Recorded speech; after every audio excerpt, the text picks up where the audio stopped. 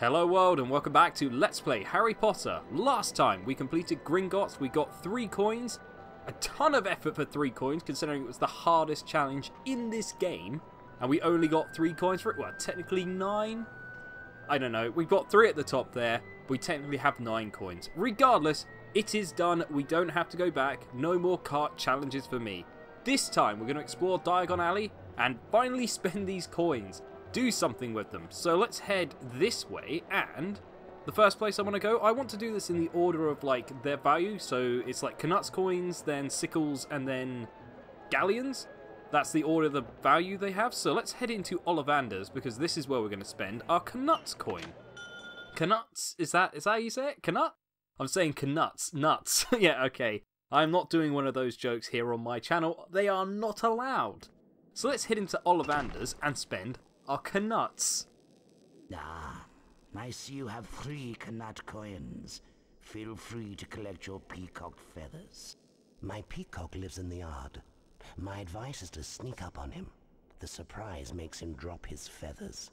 I must warn you, never use your wand against a peacock. You might hurt yourself.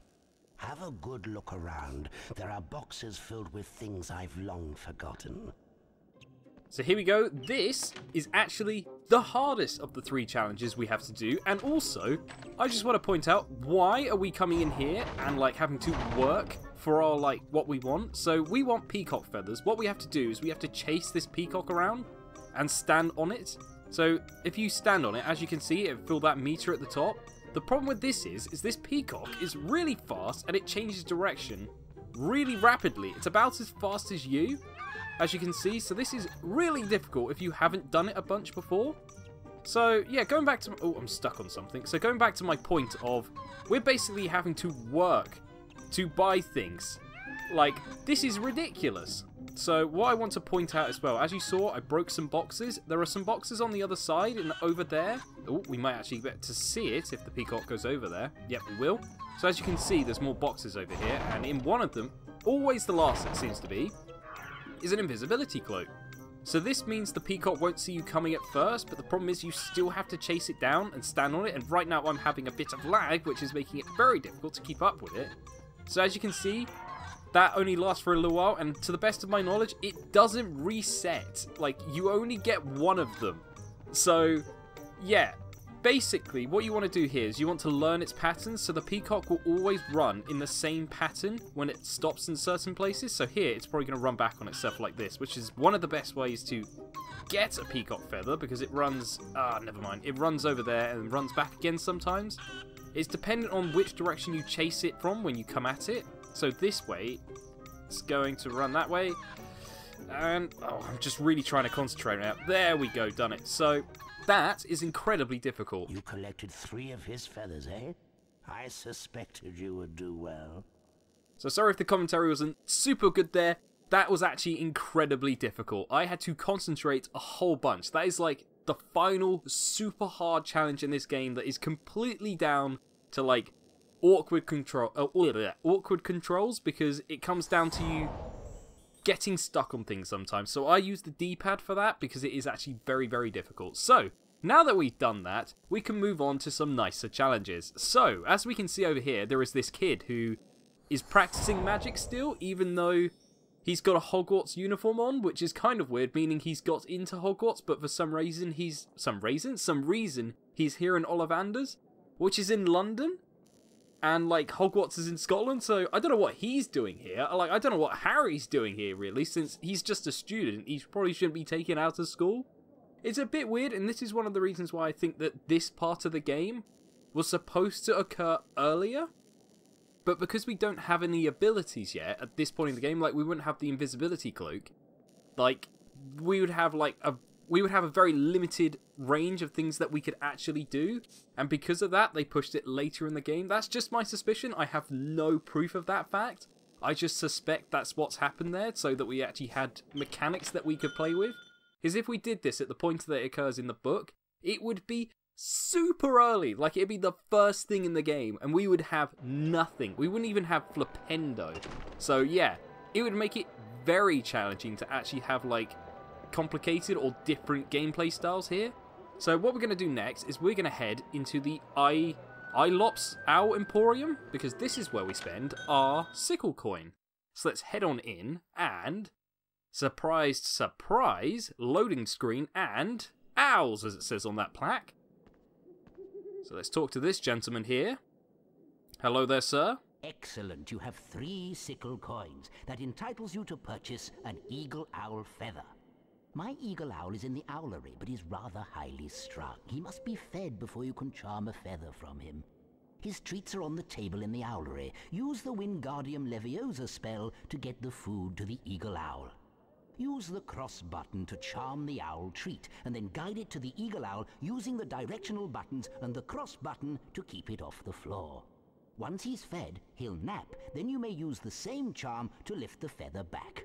Good luck, my boy. So once again, we have to work to get what we want. For some reason, we can't just go into a shop, give them money, and then they give us what we want. Also, I'm just going to talk to this guy again and then, like, silence him in the video, but look at this guy's face. Excellent. You have 3 sickle What is coins. going on there? Like, I can see that he's bald, but my god, his face is squished into half of, like, his head. It's, like, halfway down his head. It's so tiny. What is going on with his head? It's super weird. But yeah, I just wanted to point that out after we talked to him once. And also, coming over here, as you can see, there's an owl, and this one's got a flat face. So I'm now suspecting we're not the ones who gave our owl that flat face. It's actually him, and this is where we bought our owl. So I get the feeling this guy is the one who's cruel to animals. It's not us. It's definitely this guy. And coming in here, we have been locked in with a bunch of owls that are all like really flat faced. And as I was saying, those owls in the background, if you look at them, they are super flat. They are literally just like sprites, because obviously they didn't have the processing power to have just a bunch of owls in here, like standing on the back there. So clearly they've just put like a sprite there to fill it up, which kind of goes with the joke that this guy is flattening owls. He is the man who flattens owls. But as he said, what we've got to do back here is we have to give this owl some food. So we've got to levitate over some peanuts. If I was to levitate this over and another owl was to fly by it. Thank you, game. I'm trying to demonstrate something. That's what you're supposed to do. You're supposed to feed the owl in the middle. But what I was trying to demonstrate, if the game will let me, come on. If you put it too closely to one of the other owls, they will eat it. So that's basically the challenge here, is to float it over and give it to the owl in the middle. So this isn't too bad. This is fairly easy, to be honest. As you saw, I did it without even really trying. I was trying to fail and I still managed to do it. If you drop one of these peanuts, like anywhere else, like you just drop it, or if you run out of time, it will drop on the floor and disappear. I don't know how you would run out of time doing this, because I tried to do it in practice just to see how long it actually took. I don't have the exact number, but it took so long that I just got bored and walked away. It's ridiculous. You have so much time, so there's no problem here. This is super easy, way easier than the last challenge.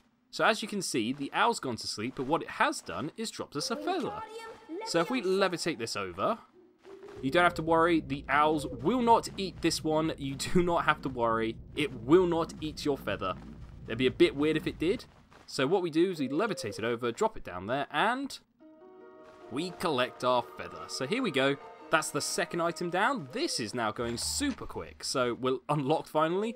That guy literally locked us back here. It's either get you out or you're staying back there and you're just going to, you know, die of starvation and, I don't know, dehydration unless you start eating owls, I guess. Which, yeah, that would really not put me in better standing than this guy. I mean, this is the guy flattening owl faces. So if I start eating them, I don't think I'm doing any better. So let's not go there and just talk to this guy again. You've got your feather, I see. Well done, and thank you very much.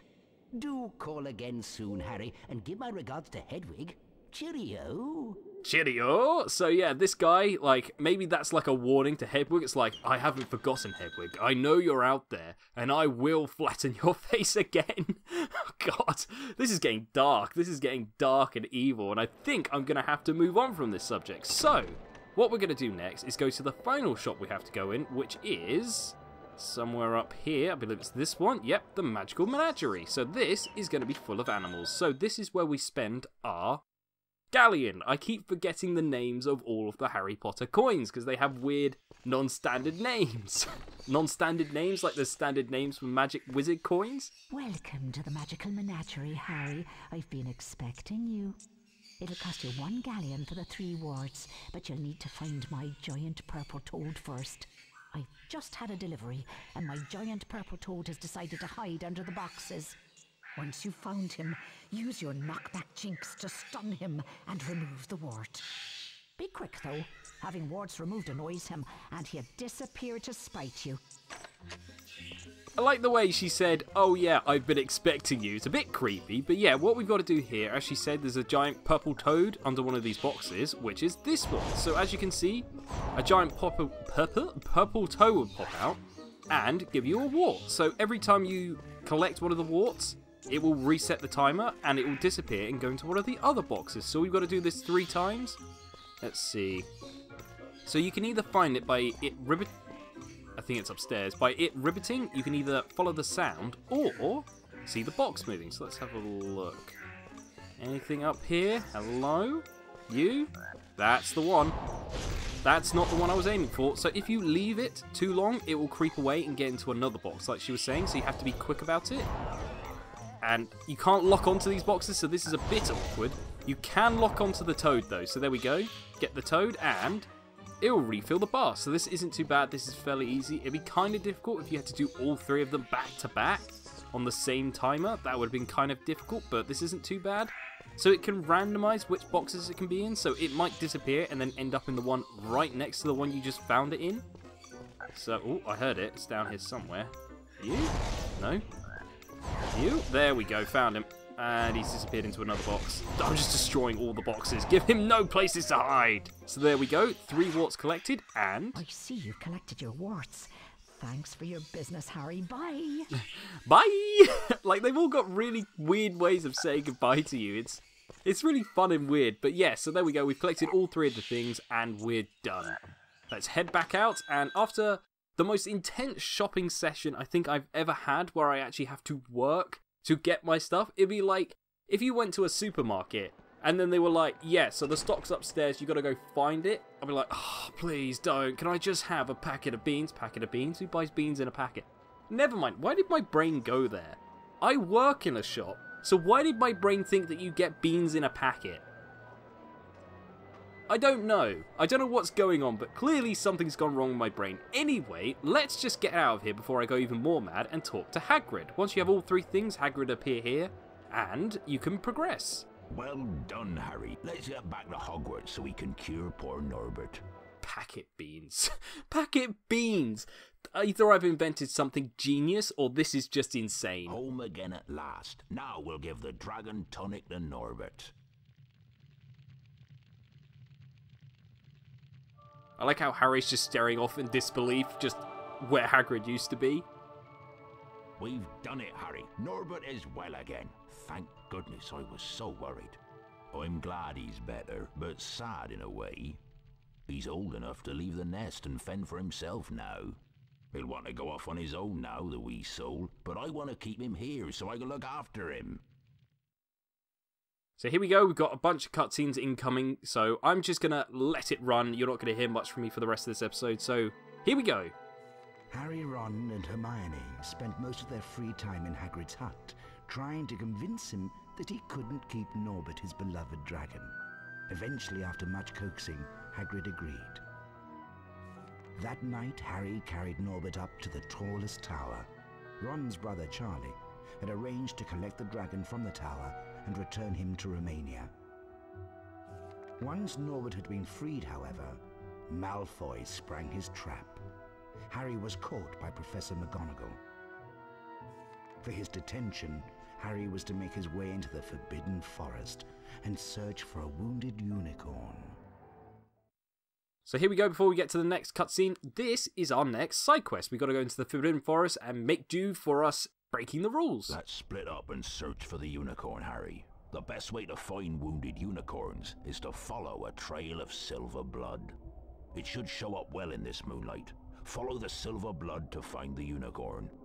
Be careful, the forest can be a dangerous place. I better go, Harry. That spoilt brat Draco is waiting with Fang. If I'm not back soon, Fang might just have him for his dinner. I like how Hagrid's just like, oh yeah, by the way, this place is real dangerous. Like, I don't know why we're letting you in here. I've just got to go and just got to abandon you here in the middle of the woods that are really dangerous. I like the way it keeps cutting back to Harry's face. He's like, what, mate? What? You're doing what? What do you mean you're leaving me here? How could you leave me here? It's really dangerous and dark, and he's 11. It's just... even in the books, that just... It pushes your, like, suspension of disbelief to quite an extent. You're like, wow, they really just have no chill in Hogwarts, do they? They have zero chill. I'm not original in saying this, but they literally have no chill. Anyway, with all of that said and done, I'm going to end this off here, because if we carry on, there's just going to be a bunch more stuff and then more cutscenes, and it's too much for one episode. So now that we've completed Diagon Alley and saved Norbert, we are going to end off the episode. So until next time, like, comment, subscribe, and all the other good stuff. I've been HazzD, and I will see you next time.